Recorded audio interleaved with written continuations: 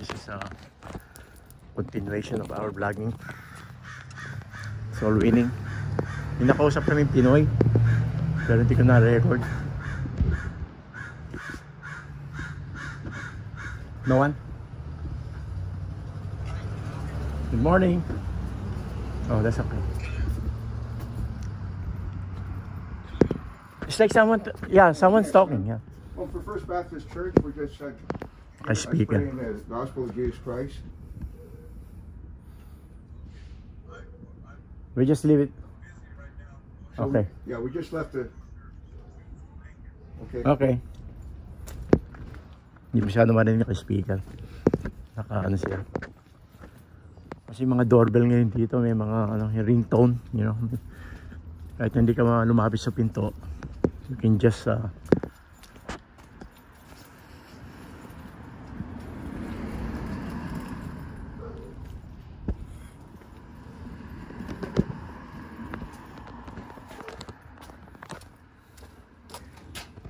may aso ata. There's no dog? Mas takot ako sa aso. Kasi nilang best na ako nahabol. You know? Kaya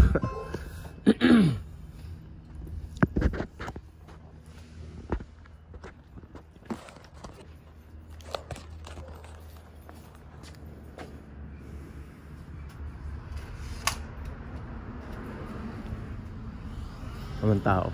Ano yan? Pag wala nagbukas, you know, ayaw kasi nagpapahinga. Buti hindi kami na, kasi minsan nasisigawan pa kami.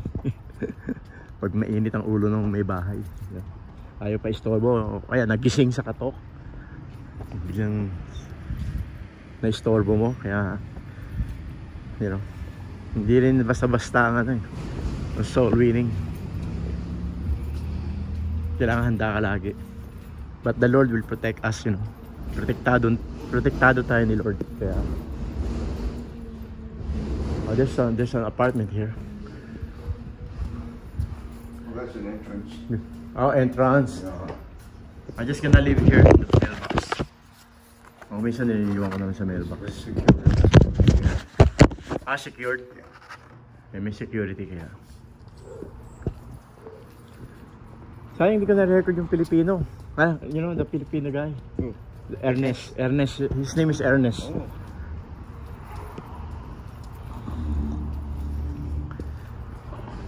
Dapat talaga the camera keep rolling, you know, so this way you unexpected, you know,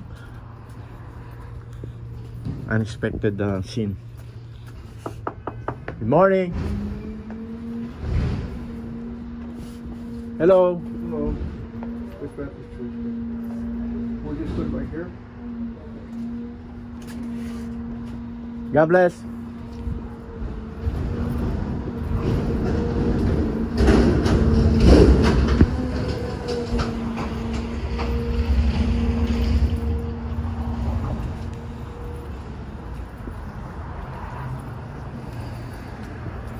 Mahaba-haba din ang lalakad namin. Siguro mga at least mga 100, mga 100 house. You know. Kasi katulad ito apartment pero nakalock nito. You cannot go inside, hindi ka makakapasok sa loob. Okay.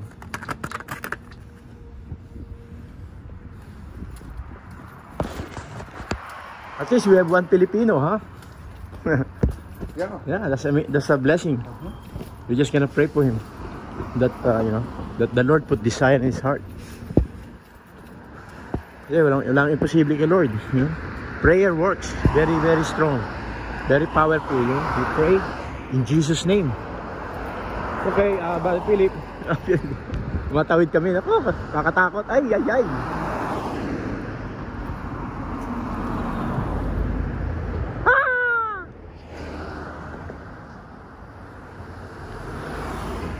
Ay, nako, kakatakot. Thank you, sir.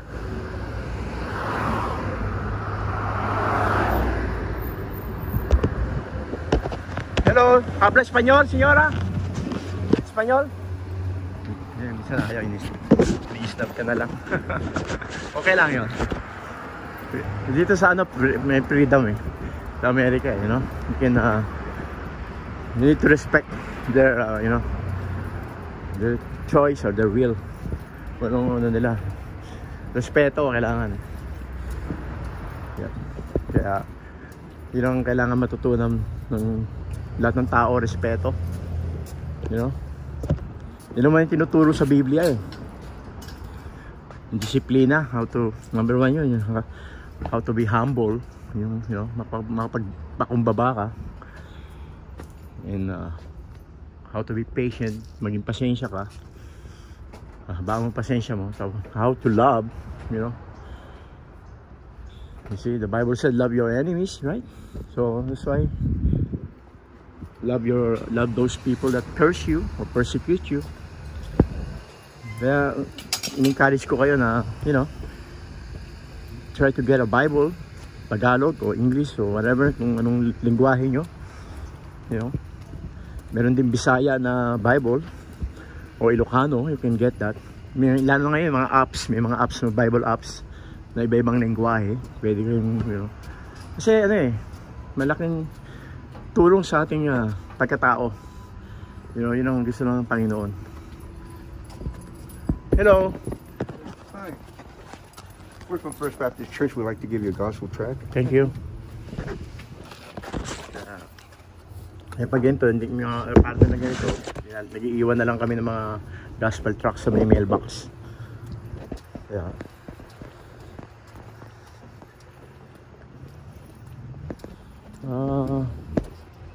We just leave ito, security apartment. See? Security apartment. Ganito lang mga bahay sa Amerika eh.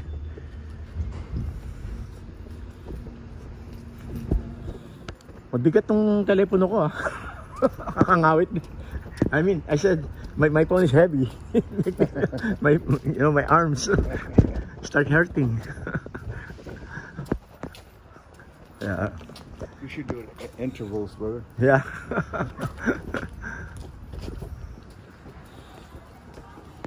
Ito may mailbox. Oh, it's open. Do you want to go inside or just the mailbox?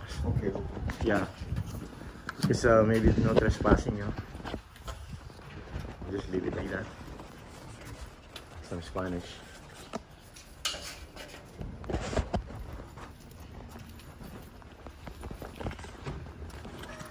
Bigyan ko na isang Pilipino. Ito ng Pilipino gospel tracts. You know, baka may Pilipino dyan. Natin alam, you know.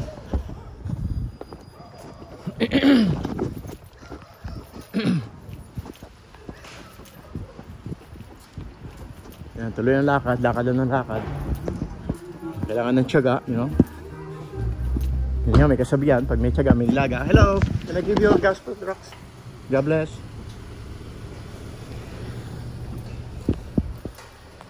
Kasi ang salvation naman eh, wala mang pinipili yan eh. You know, to save your soul, right? So that's why we need the Lord. We all sinners, you know. And you know, the Bible said the wages of sin is death. So that's why if you don't have Jesus Christ, you know, go straight to hell. And you don't want that. At least meron ka ng security, you know. You know that if you have Jesus Christ in your heart, kung meron kang Panginoong Jesus sa puso mo, alam mo na kung saan ka pupunta pag kinuha ka niya, di ba? Kaya ano,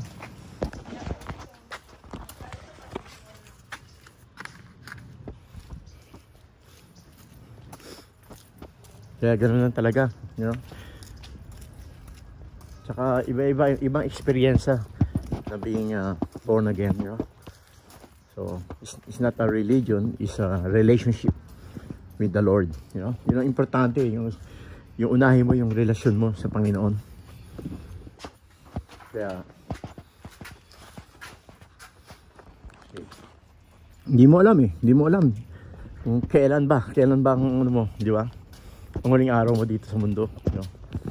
Kaya only God knows that when is your time, you know. Once your time comes up, ganun lang.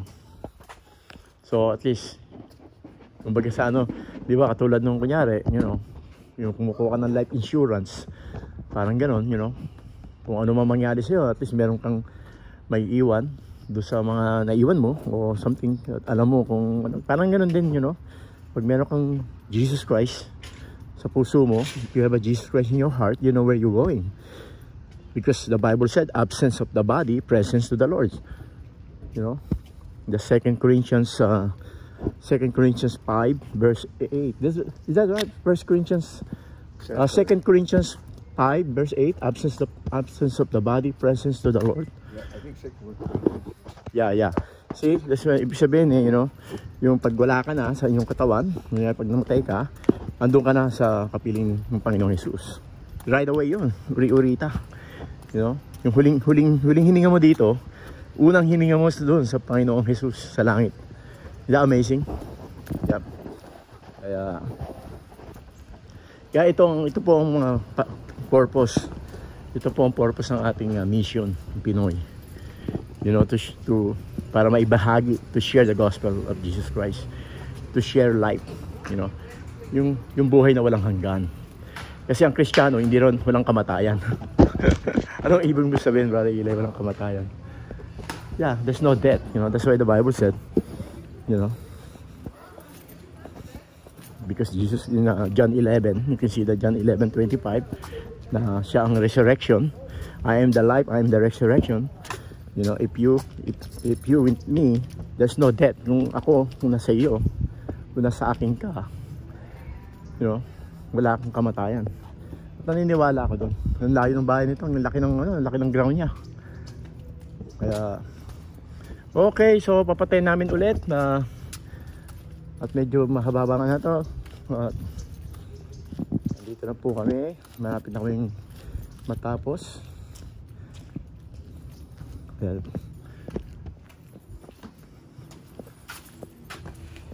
parang yung mga taong bahay walang laman. So sige po, at tayo po si Mari Felix, magbababay ulit kami. God bless you po.